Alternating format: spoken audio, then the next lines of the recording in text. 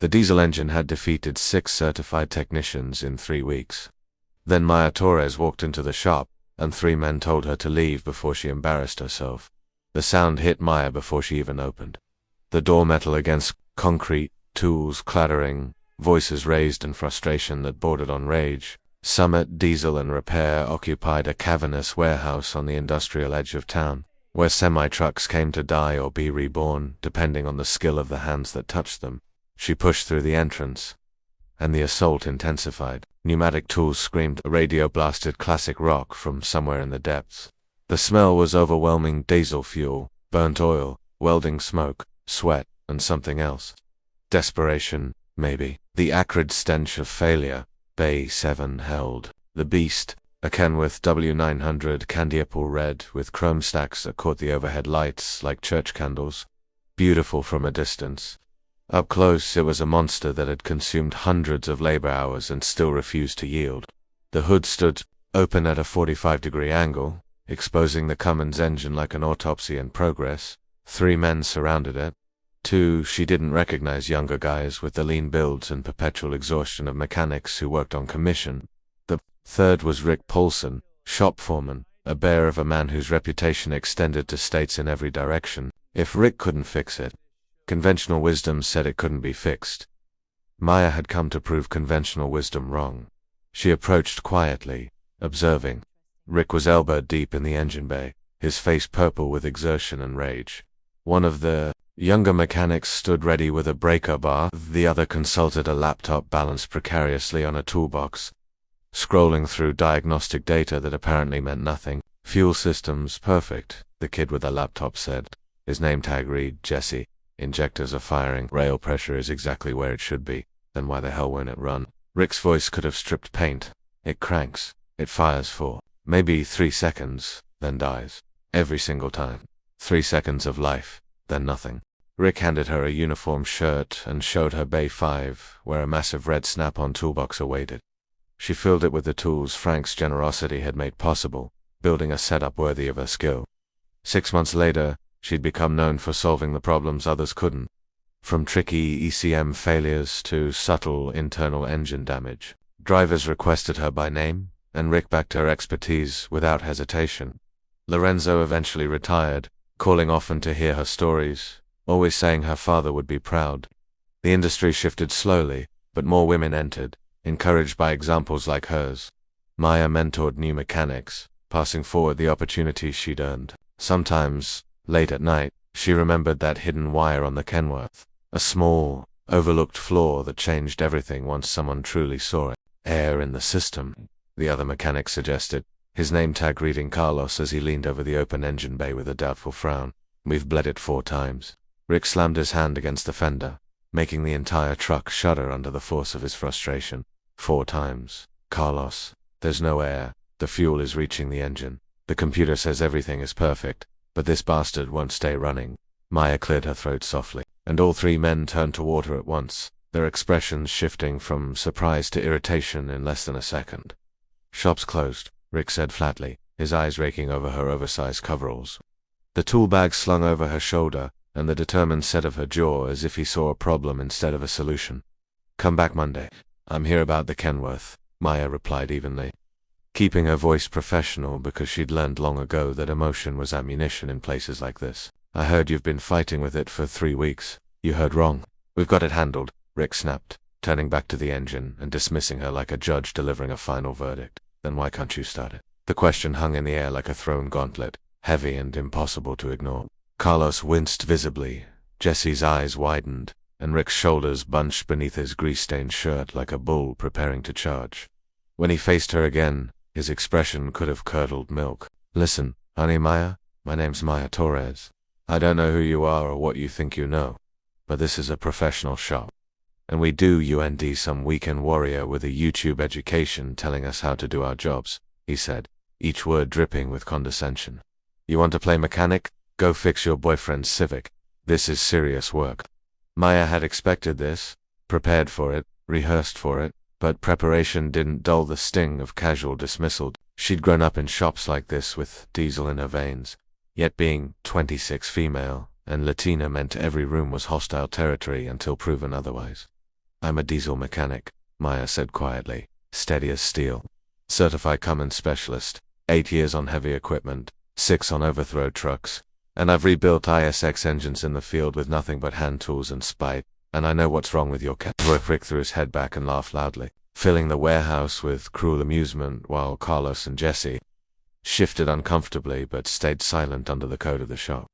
You know what 6 certified technicians and 2 factory reps couldn't figure out? He mocked theatrically. I am that good, Maya replied without arrogance, only certainty. Let me look at it for 5 minutes, and if I can't identify the problem, I'll walk out and you'll never see me again. Rick narrowed his eyes, calculating the risk against the embarrassment of 3 failed weeks and an increasingly impatient truck owner. The Kenworth had become a public nightmare for the shop, and every idle day chipped away at their reputation. 2 minutes, he finally said. Touch anything without asking and I'll have you arrested for trespassing. Carlos Akaim her. Maya moved toward the truck without wasting breath, her motions smooth and efficient as her eyes scanned the Cummins engine like a familiar language. The 15-liter inline-6 was a masterpiece capable of 600 horsepower when tuned properly, and this one had been obsessively maintained. Every component was clean, every connection tight, every service interval respected, which made the failure even stranger. When an engine this well cared for refused to run, the problem was never obvious but hiding somewhere in the shadows between assumptions. Her hands checked fuel lines, electrical connections, and wiring harnesses automatically while Rick snorted behind her about wasted time on basics. She ignored him, digging deeper past the obvious systems toward the electronic control module and sensor inputs, all of which appeared perfect. Sometimes perfection itself was the clue, she reminded herself. 90 seconds, Carlos called, tension tightening the air. Maya's fingers drifted to the fuel shut-off solenoid, pressing against its housing and feeling for the vibration that should have been there. There was nothing, and her pulse quickened as she traced the wiring back toward the ECM, feeling along the insulation until her fingertips found a subtle irregularity. The bundle felt wrong, too soft in one small section where it passed over a metal bracket. Time, Rick said sharply, stepping closer. Maya ignored him and separated the strands carefully until she located the damaged spot where copper gleamed faintly through worn insulation. Jesse leaned in with a flashlight, and the beam revealed the tiny, damning flaw. The shut-off solenoid wire is rubbing against the frame, Maya explained calmly. Engine vibration wore through the insulation, so when it hits a certain frequency, it shorts the ground and energizes the solenoid, cutting fuel flow. Rick listened despite himself as she continued, outlining the exact failure pattern of 3 seconds of life followed by shutdown. Silence settled across the bay while the reality sank in. Jesus Christ, Jesse breathed, recognizing the truth in her words. Rick's face shifted through anger, disbelief, and reluctant understanding before he finally ordered Carlos to bring the proper electrical repair kit. Maya stepped back as Rick examined the wire himself with a magnifying lamp, his thick fingers surprisingly precise. Minutes passed before he looked up, something altered in his expression. How did you know to check that wire? He asked. Process of elimination, she replied, explaining how intermittent fuel cutoff pointed to electronic control rather than mechanical failure. Rick worked carefully, stripping and splicing the damaged section, rerouting the new wire away from the bracket and securing it with protective loom and zip tie. Maya watched quietly, recognizing craftsmanship even in someone who had dismissed her minutes earlier. When he finished, Jesse climbed into the cab and turned the key. The engine caught, idled roughly for a moment, then smoothed out as seconds passed without dying. 30 seconds turned into a minute, then 2, and the engine continued running flawlessly while relief flooded the warehouse. Jesse revved it gently, and the power built smoothly without hesitation before settling back into a steady idle. Carlos let out a whoop that echoed off the metal walls. Rick exhaled slowly, the tension of 3 weeks dissolving from his shoulders. That's it, Jesse said. A wire nobody thought to physically inspect. Rick turned to Maya with a long, measuring look before saying, You're hired. She blinked in surprise as he outlined $60,000 a year, benefits, tool allowance, and bonuses. We need someone who understands machinery, not just diagnostics, he added firmly. Maya hesitated, explaining she already worked at her uncle's small agricultural shop handling tractors and irrigation systems. Rick observed bluntly that she was probably underpaid in carrying the operation. I can't just leave, Maya said quietly, thinking of family obligation and loyalty. Rick admitted he had been wrong to judge her, calling himself stubborn but experienced enough to recognize real talent. He handed her a worn business card with his personal number and the offer written on the back. "Think about it," he said. "You saved Frank Delgado's business today by finding that wire."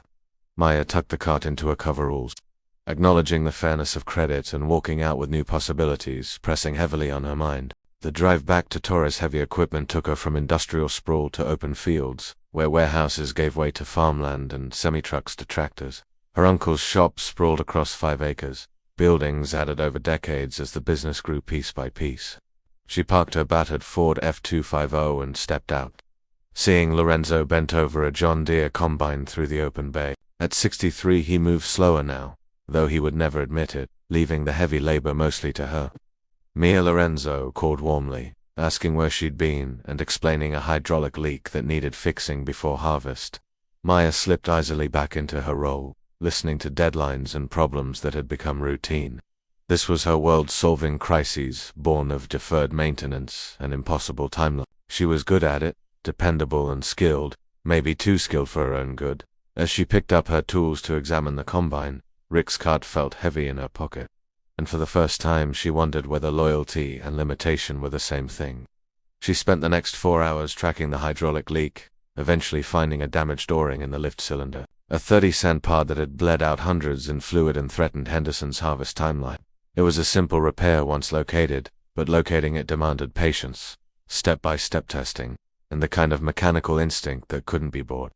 Lorenzo watched her with pride, mixed with something heavier, maybe dependence or maybe fear. The fear that one day she'll outgrow this small shop and need a bigger world than he could offer. "You're too good for this place," Lorenzo said as she tightened the last fitting and wiped her hands. Maya glanced up, surprised, because he rarely voiced the gap between her skills and their workload. "It's honest work," she replied automatically, the phrase worn smooth from years of repetition. "It is, but it's not your ceiling," he said, lowering himself onto an overturned bucket with a sigh as his knees cracked. He admitted Tia Maria said he was holding Maya back, keeping her where loyalty paid less than talent deserved. "Tia Maria has opinions about everything," Maya muttered. But Lorenzo smiled sadly and admitted Maria was usually right. He confessed he knew he underpaid her and that she could double her salary anywhere else, but this business was all he had left. When her father died, he'd promised to teach her a trade and keep her safe. Maya set down her wrench gently and told him he had kept that promise. But she was 26 now. Looking after her had to include letting her choose her own direction. Lorenzo stared at the floor for a long time before asking if she'd gotten an offer, seeing through her dead phone excuse. Maya handed him Rick's card and told him about Summit Diesel and the $60,000 starting salary. He studied the card like it carried finality, then admitted it was exactly what she deserved. "When would you start?" he asked, voice tight. She said she hadn't accepted yet because she wanted to talk to him first. He laughed through damp eyes, telling her family mattered but not at the cost of her future. He pulled her into a hug that smelled like oil and Old Spice, telling her to take the job and build her own life. He promised to hire trainees and manage somehow, even if it wasn't the same. Staying out of obligation would only grow into resentment, he said. Maya held him tightly, feeling the weight of love that let go instead of holding on. The next morning she sat in her truck outside Summit Diesel, staring at her phone before dialing Rick. When he answered, she told him she was accepting if the offer still stood. He asked when she could start, and they settled on 2 weeks to help her uncle transition. Rick told her to come in at noon for paperwork and mentioned Frank Delgado wanted to thank her in person. After the call, she sat quietly, letting fear and excitement wrestle inside her chest. She thought about her father, gone 10 years now, and wondered what he'd say about this leap. Would he see ambition or abandonment, growth or distance? The paperwork took an hour, covering taxes, benefits and safety forms, while Rick explained insurance, retirement matching, and policies with unexpected patience. The $500 monthly tool allowance stunned her into silence. It was more than some of her past paychecks. Rick noticed her quietness and asked about second thoughts, but she shook her head and said she was just adjusting. He warned the work would be intense but worth the pay. Carlos interrupted to say Frank Delgado had arrived and was asking for her.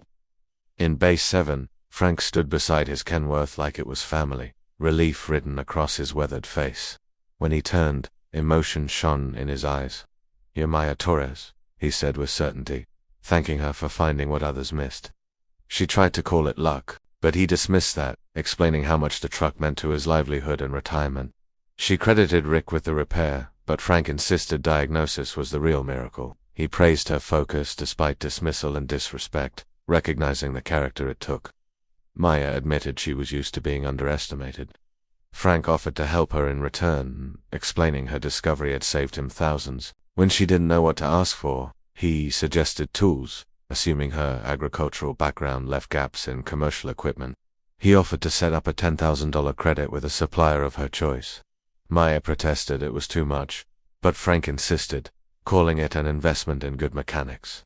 Rick watched with a grin as Maya shakily gave her email. They listened as Frank started the Kenworth, its engine settling into a smooth, perfect idle that sounded like music.